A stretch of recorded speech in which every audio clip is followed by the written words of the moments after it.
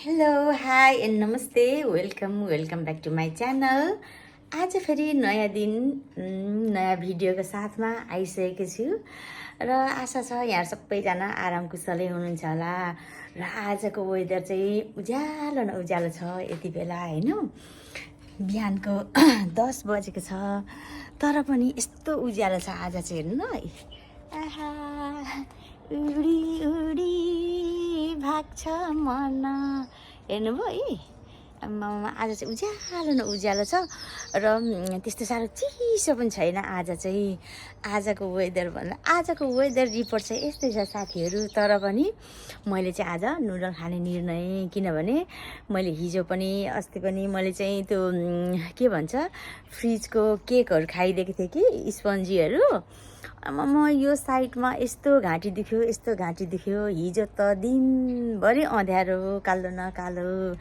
अनि मैले चाहिँ अब मुखब्याग पनि गर्न नसकेपछि अनि के भन्छ बाहिरको भिडियो पनि मैले देखाउन नसकेपछि मैले भिडियो अपलोड गरिनँ।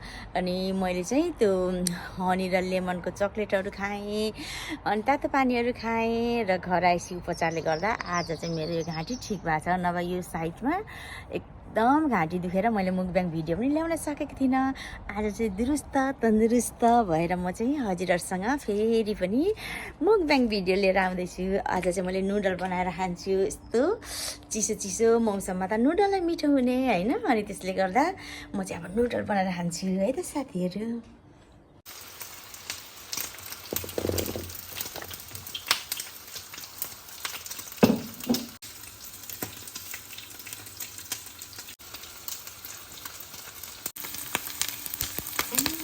मासुमा पल्केर यस्तो पो हुँदैछ त साथीहरू। म त यहाँ त्यो भेजमा पनि यो चाहिँ मिसाएर खानु पर्यो भनेर के हेर्नु न रातो भएर पाक्दैछ।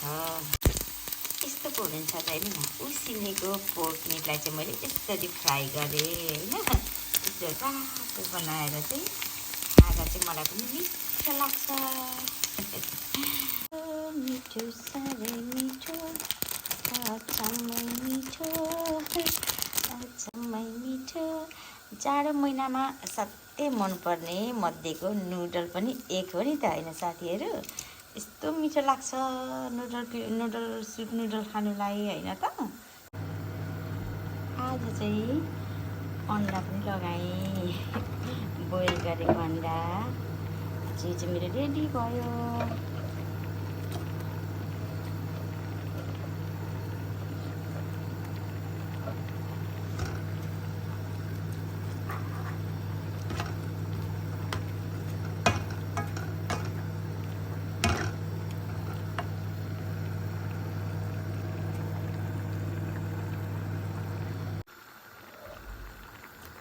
ससेज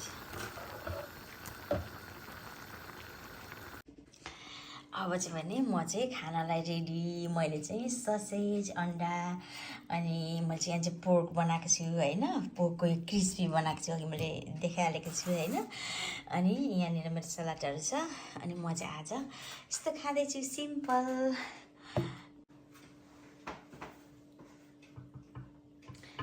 हेलो हाई एन्ड नमस्ते फेरि पनि यहाँहरूलाई।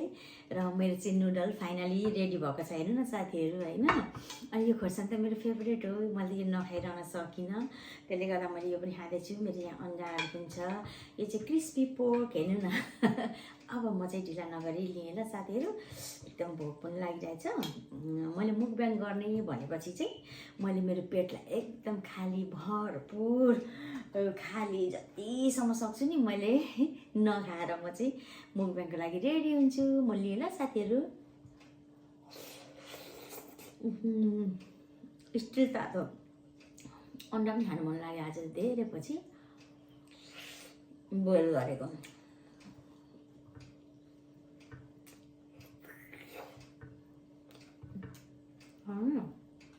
क्रिस्पी उसिनेको मासुलाई चाहिँ मैले मसिनो स्लाइस बनाएर पुरुङ बनाउँछु।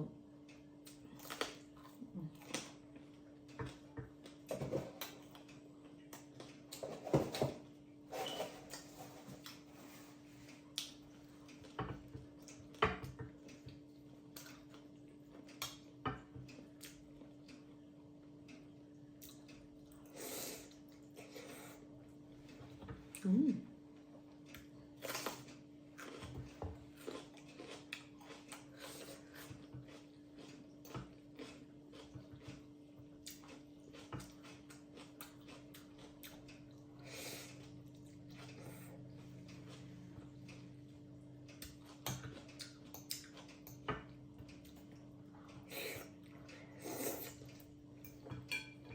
मिठो लाग्छ भने म त यो त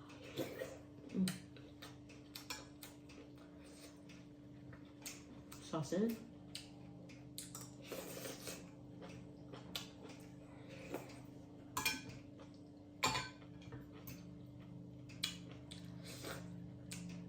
बेबी कर्न मकैका होइन साथै मकैको खोया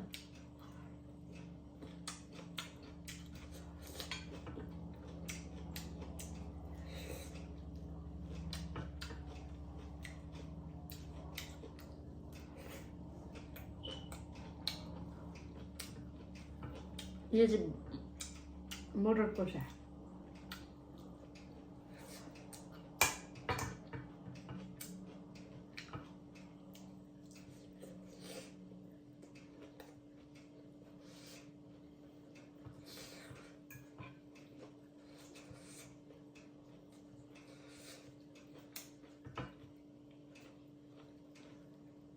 तातो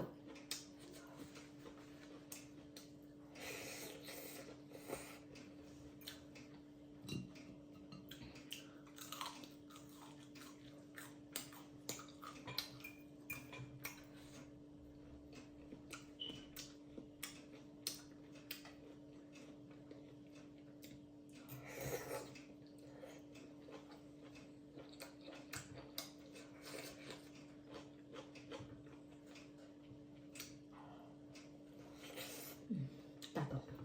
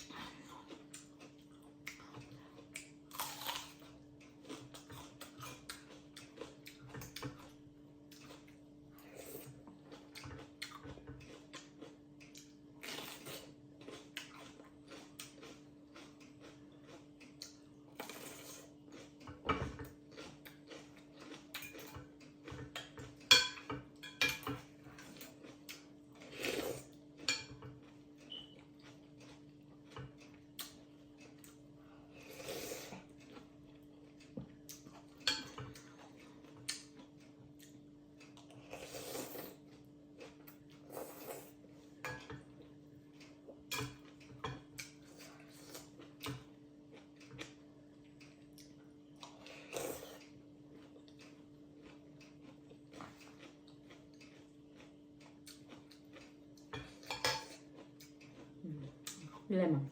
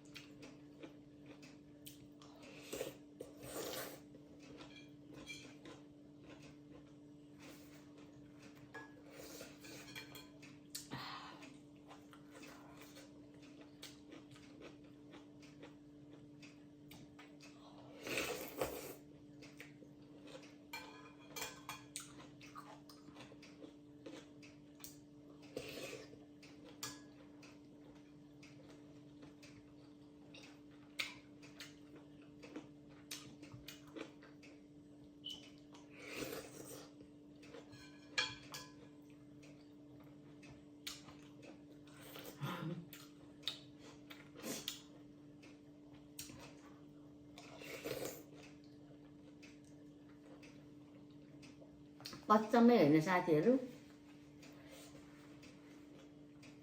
फरक फरक समय, फरक फरक परिस्थिति,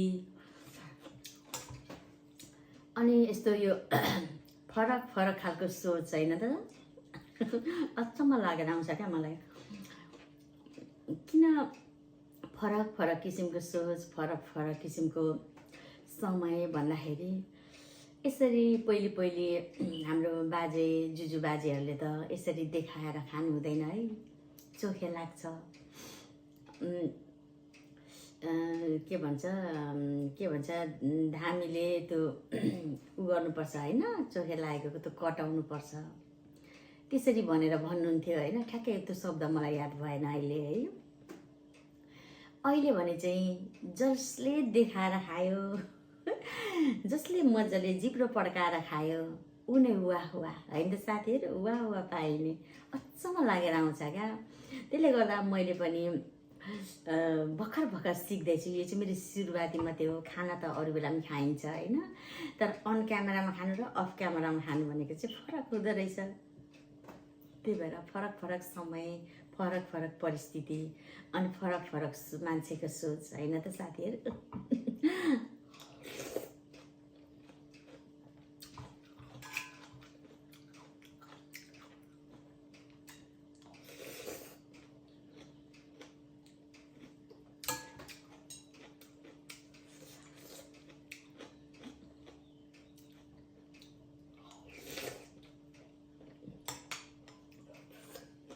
किनभने फरक फरक परिस्थिति, खाना त जहिले पनि यो नुडल खाइएकै हो नि त हामीले, तपाईँ हामी जो कहिले पनि खाइन्छ नै होइन। तर अहिलेको समय भनेको चाहिँ देखाएर खाने समय।